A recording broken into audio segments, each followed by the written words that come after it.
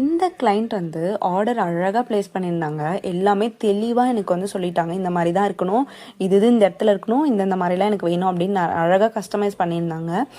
இவங்க என்ன சொன்னாங்கன்னா, 1/2 kg வந்து ரஸ்மலாய் கேக் வேணும், பொக்கே தீமில் வேணும், ப்ளூ கலரில் கேக் வேணும், பேபி பிங்க் கலரில் ரோசஸ் வச்சுருங்க, ஜிப்சம் கொஞ்சம் ஆட் பண்ணிக்கோங்க, ஹாப்பி பர்த்டே டாப்பர் சென்டரில் வந்துடணும், அதுக்கப்புறம் ஒரு குட்டி ஒயிட் கலரில் வச்சுருங்க அப்படின்ற மாதிரி சொல்லியிருந்தாங்க. இவங்க எல்லாமே எனக்கு வந்து கிளியராக இன்ஸ்ட்ரக்ஷன் கொடுத்ததால எனக்கு ரொம்ப ஈஸியாக இருந்துச்சு பண்ணும்போது. ஆனால் எனக்கு ரொம்பவே பயந்துகிட்டே இருந்தேன். ஏன்னா அவங்க ஃப்ரெண்ட் வந்து இந்த கேக்குக்கு ரொம்ப எக்ஸ்பெக்ட் பண்ணிட்டு இருந்ததா அவங்க சொன்னாங்க.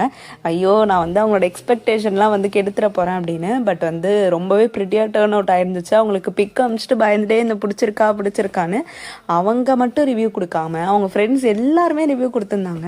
அது வந்து எனக்கு ரொம்ப ரொம்ப ஹாப்பியாக இருந்துச்சு. நம்ம போய் கேட்டு கொடுக்கறத விட அவங்க எல்லாருமே நம்மளுக்கு வந்து நல்லா இருந்துச்சுன்னு சொல்லும் போது அது ரொம்பவே ஹாப்பியாக இருந்துச்சு. உங்களுக்கு இப்படி வேணா